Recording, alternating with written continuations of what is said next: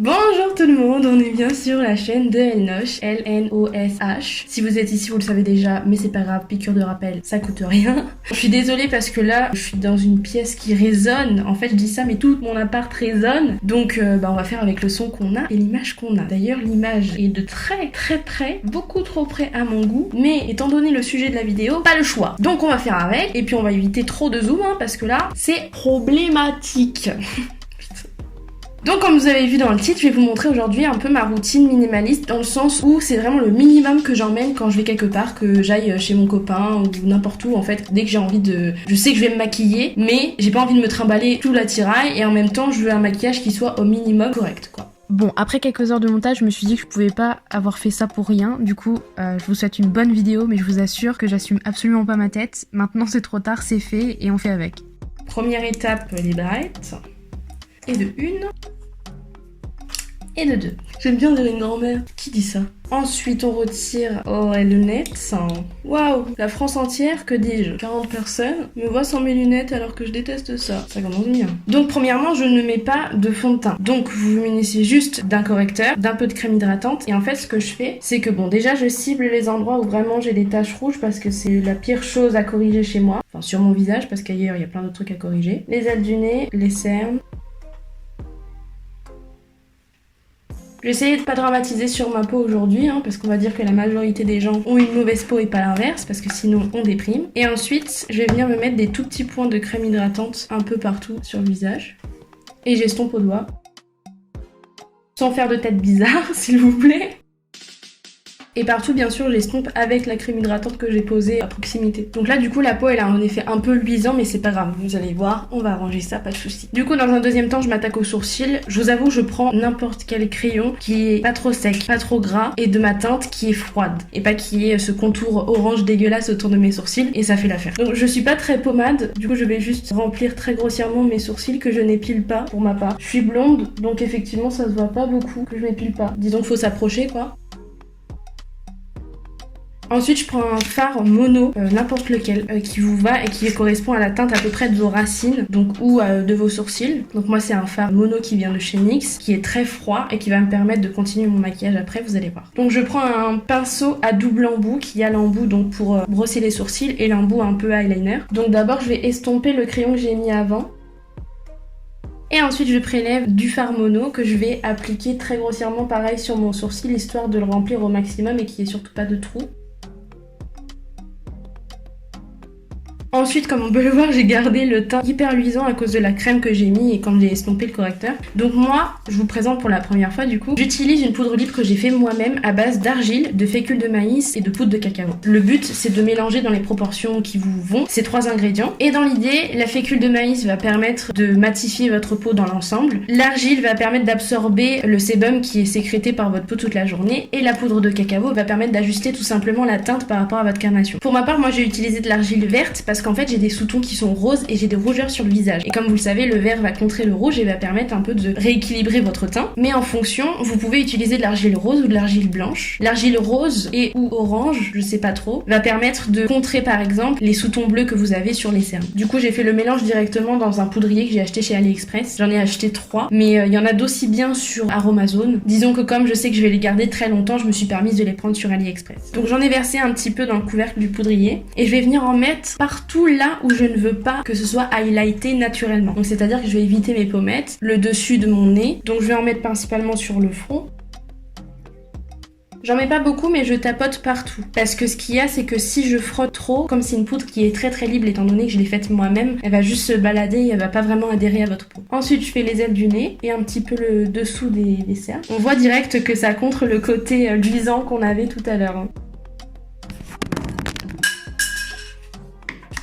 Ensuite, je vais aussi venir appliquer du coup le bronzer que j'ai fait moi-même. Donc c'est à partir de poudre de cacao, de cannelle et aussi d'argile. Sauf que là, les proportions vont être suffisantes pour faire plutôt un bronzer qu'une poudre libre. Donc bien sûr, beaucoup plus de poudre de cacao. La cannelle aussi va permettre d'ajouter des sous-tons qui sont un peu plus gais parce que la poudre de cacao en fait est très très froide. Donc moi ça me va, mais je mets un petit peu de cannelle pour rehausser un petit peu. Si vous en mettez trop, attention parce que du coup ça va faire un sous-ton chaud qui est pas forcément très agréable. Et en plus c'est une épice qui tâche un peu plus. Du coup ça va mal adhérer à votre peau. En tout cas ça va mal se fondre. Donc faut beaucoup vraiment privilégier la poudre de cacao 100% pure, hein, vous prenez rien de dilué que pur. Bon, évidemment par contre, le fait que ce soit très libre comme ça va moins adhérer à votre peau et ça fonctionne mieux soit quand votre peau est surhydratée, soit quand vous avez mis un fond de teint. Moi ce qu'il y a c'est que j'hydrate relativement ma peau mais je la surhydrate pas parce que sinon elle régresse très vite et je n'aime pas trop mettre de fond de teint, j'en mets l'hiver et encore. Donc effectivement c'est pas non plus le bronzer qui va adhérer parfaitement. Maintenant il se travaille suffisamment bien. Moi je l'utilise maintenant depuis 2 ans et en plus il sent bon le cacao.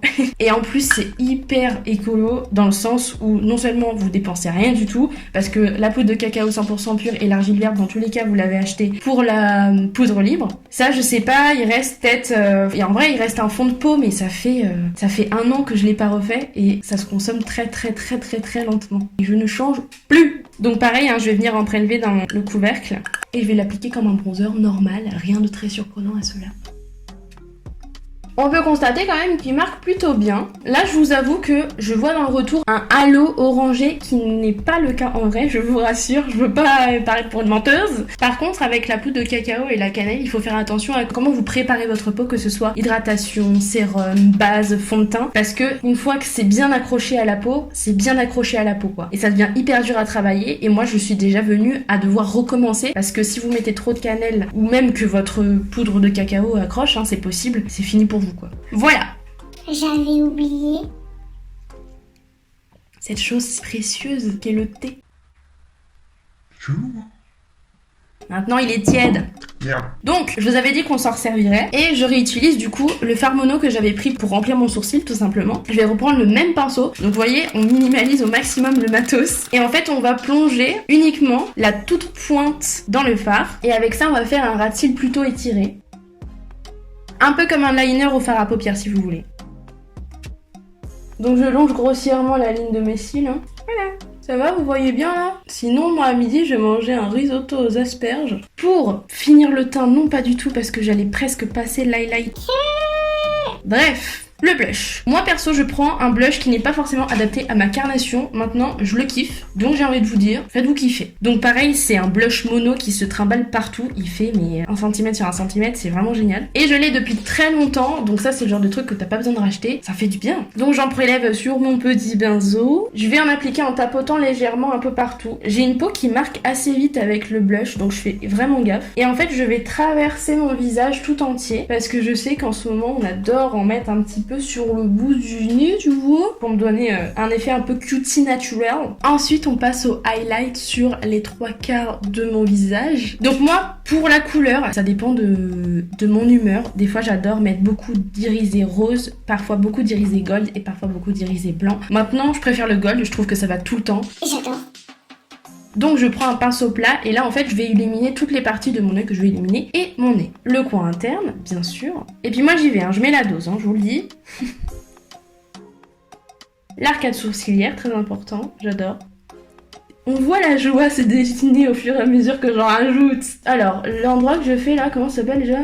L'arc de Cupidon. Ah, j'aime trop. Je mets, mais quand je sais que je vais pas manger tout de suite, parce que sinon ça va partir, et évidemment, il est 12h13, c'est parfait, je vais pas du tout manger bientôt. Et enfin, le nez, parce que moi en plus j'ai un nez de la taille de l'univers, du coup le fait de mettre de l'highlighter, tout le monde le sait, ça affine le nez. Et enfin, petit pinceau highlighter que moi j'apprécie, je sais qu'il y a plein de youtubeuses, influenceuses qui ne l'aiment pas du tout. Moi j'aime bien, ça me fait un effet diffus, et c'est tout ce que je cherche dans l'highlighter, donc c'est parfait.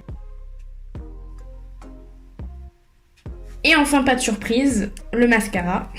Bon, il faut savoir un truc que je cache, je suis nulle pour mettre du mascara. Donc oui, c'est très surprenant, du mascara, tout le monde met du mascara, c'est le seul truc qu'on met quand on se maquille pas, c'est du mascara. Mais je me débrouille toujours pour en mettre sur ma paupière, donc advienne que pourra aujourd'hui. Voilà. Ça se voit pas beaucoup, mais il est là. Truc de ouf! Et enfin, comme j'ai une peau qui est super sèche mais genre abusée, je mets moi une brume donc hydratante qui va permettre de contrer un peu toute la sécheresse qui est provoquée par la pollution. C'est une découverte pour moi et c'est vraiment génial. Et ça s'applique avec ou sans maquillage tout autant. Ça fait rien couler, c'est vraiment génial, c'est hyper fin. Et elle se trouve en grande surface, hein. De toute façon c'est Diadermine donc elle se trouve vraiment partout. Et elles sont super bon. On remet les binocles. Et voilà! Bon bah voilà, c'est tout pour moi. J'espère que cette vidéo vous aura plu et que ça vous aura inspiré pour minimiser au maximum le matos que vous emmenez quand vous voulez vous maquiller quelque part. En plus, ce qui est bien avec ce maquillage, c'est que au niveau du teint, il est quand même relativement élaboré, à part qu'il n'y a pas de fond de teint. Et au niveau des yeux, pas du tout. Donc ça veut dire que si jamais vous trouvez du maquillage par terre, comme ça, dans la rue, et que vous voulez vous maquiller davantage, je veux dire pour sortir ou quoi, vous pouvez largement rajouter dessus. Si vous voulez enlever cet étiré, voilà, ce ras de cils étiré, vous l'enlevez et vous recommencez un maquillage entier par-dessus et ça gêne pas du tout, vous aurez déjà votre teint de fée, les sourcils de fée. Je valide vraiment, moi, cette petite routine minimale.